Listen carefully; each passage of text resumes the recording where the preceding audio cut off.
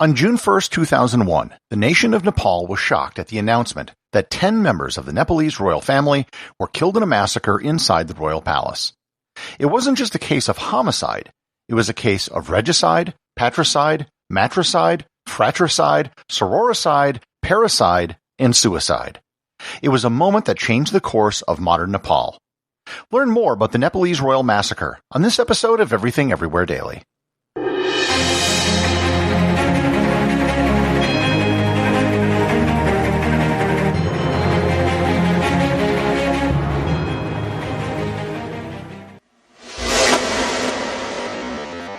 To understand the events of June 1, 2001, it's necessary to get a brief background on the Nepalese monarchy.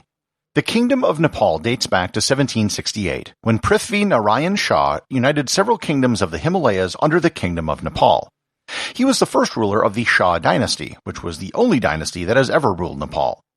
For most of this time, it was an absolute monarchy, but from 1846 to 1951, the king was mostly a figurehead. The country was actually run by a series of hereditary prime ministers called the Rana dynasty. A revolution in 1951 was led by Nepalese who had fought for independence in India. In the aftermath of the revolution, political parties were banned and the country returned to being an absolute monarchy. In 1972, the Crown Prince Birendra Bir Bikram Shah Dev ascended to the throne at the age of 27 to become King Birendra. Birendra was educated at Eton in the United Kingdom and later attended Harvard. Before he became king, he explored Nepal on foot, staying in local homes without the trappings of royalty. Under Birendra in 1990, Nepal once again became a democracy, and the monarchy went from being absolute to being a constitutional one. 6 years later, a civil war began in Nepal when Maoist communist forces set out to overthrow the monarchy and establish a People's Republic aligned with China. By all accounts, in the year 2001, King Birendra was a popular monarch. The immediate royal family at this point consisted of the king, his wife Queen Aishwarya, their 3 children including the Crown Prince Dipendra, and the king's 5 siblings. The events which unfolded on June 1, 2001 are still not totally understood. The details of what happened are largely understood, although there's still some doubt, but the reason why it happened is still a mystery.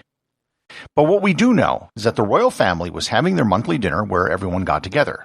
It took place inside a smaller building on the palace grounds, and it was a private family affair, and there were no security guards inside the dining room. When the family assembled, the Crown Prince Dipendra arrived extremely intoxicated. Reports were that he had difficulty speaking and began arguing with those in attendance. The Crown Prince was then escorted to his private quarters by his cousin Prince Paras and his younger brother Prince Nirajan. The family retired to the drawing room and broke into small groups to talk. At approximately 9 p.m., the still inebriated Crown Prince returned with several guns, including a fully automatic weapon. His first target was his father, the king. He shot him in the neck and in the stomach. The Crown Prince left after killing his father, only to soon return to the room where he began shooting again. The king's brother, Prince Dipendra, tried to stop him, but he was shot in the chest. The Crown Prince then walked through the room, shooting everyone he came across. He went into the adjacent garden where he found his younger brother and his mother and shot them both. The entire shooting spree, according to witnesses, only lasted about a minute to a minute and a half. When the Crown Prince was done, he stood on a footbridge in the garden and shot himself in the head, although he didn't immediately die. He killed 9 members of the royal family.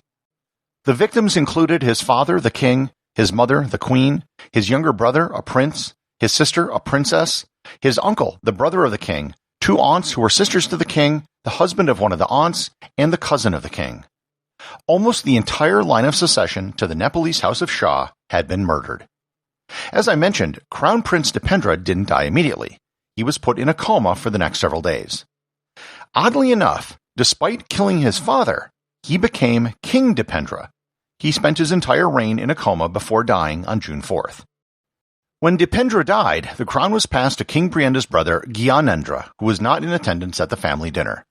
Gyanendra had previously been king for 2 months when he was 3 years old, from November of 1950 to January of 1951. The monarchy was dissolved in 2008, and King Gyanendra is still alive today at the age of 74. There's talk about reconstituting the Nepalese monarchy, but to date nothing has happened. So the big question, of course, is why this happened. Why did Prince Dipendra kill his family and then himself? As he never came out of a coma, we have no first-hand testimony of his where he tries to explain his actions. However, based on reports of what happened between him and his parents, a plausible scenario has been created which might explain why it happened. Supposedly, Dipendra did have some psychological issues. As a boy, he reportedly tortured animals on the palace grounds, which is often a sign of psychopathy. He also never had a close relationship with his parents, as most of his upbringing was outsourced to staff. Like his father, he was shipped off to Eton in the UK, where he went to school. While he was in the UK, he met a woman he wanted to marry, a woman who, as his wife, would be the next Queen of Nepal. The woman's name was Davyani Rana. Davyani was a member of the Rana dynasty, which, as I mentioned before, used to hold the actual power in Nepal. On her mother's side, she's from a minor royal family from Gwalior, India. She is the granddaughter of the last Maharaja of Gwalior.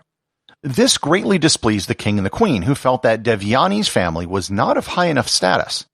The queen especially was upset at his choice and threatened to remove him from the line of succession and to disown him. She wanted him to marry a distant cousin who was a member of the House of Shah. Some speculate that another reason why his parents were against the marriage was because of Davyani's Indian background. They felt that marrying an Indian would give too much influence to India in the Nepalese court. Davyani's mother was also against the marriage because she felt the Nepalese royal family had less money than her own family. She thought that it would be decreasing the level of comfort that she was used to living in.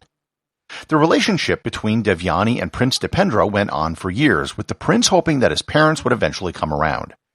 However, his parents never came around, and by 2001, the relationship between the crown prince and his parents was at a breaking point. On the night in question, he got drunk, snapped, and went on a rampage. That is the conventional explanation for what happened, and at least to a distant observer, such as myself, it at least seems reasonable. However, it is a law of the universe that when things like this happen, there will be conspiracy theories surrounding it. So it should come as no surprise that with something so monumentous for the nation of Nepal, some people don't find the conventional explanation to be believable.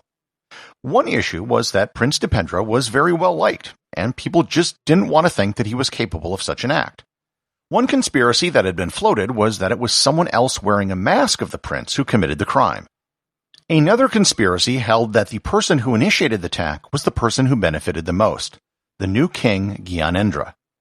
Gyanendra himself wasn't present, and none of his children were killed in the attack. The Maoist rebels in Nepal quickly placed the blame for the murders on India's Research and Analysis Wing, which is their intelligence service, or the CIA. Finally, there are facts about the incident which have fueled many of the conspiracy theories. For starters, the crown prince shot himself on the left side of his head, despite being right-handed. No autopsies were ever conducted, and ballistic evidence was burned along with the bodies.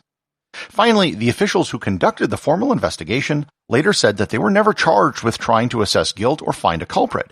They were only charged with determining what happened, not who did it or why. The Nepalese Royal Massacre, despite occurring in the 21st century, is one of the greatest massacres of royalty in all of history. Certainly the greatest since the execution of the Russian Romanov family over 80 years earlier. It will certainly go down as one of the most significant events in the history of the nation of Nepal. Everything Everywhere Daily is an Airwave Media podcast. The executive producer is Darcy Adams. The associate producers are Thor Thomsen and Peter Bennett. Today's review comes from listener Dungeon Slammer over at Apple Podcasts in the United States. They write, "Wish I could give 10 stars. As of writing this, I am one episode away from completing the entire catalog. This podcast has filled my mind whole with a wealth of knowledge. Who knew a Packer fan could be so smart? P.S. Des caught it." Thanks, Dungeon Slammer. I assume by now you have listened to your final episode and have now entered the Completionist Club.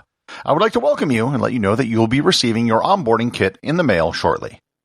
Also, with regards to Des Bryant, I quote, "After further review, it has been determined that the receiver did not maintain possession of the football." End quote. So, there you go. Also, the Packers will be extending their all-time record against the Cowboys on November 13th of this year to a full 21-17. Remember, if you leave a review or send a boostagram, you too can have it read on the show.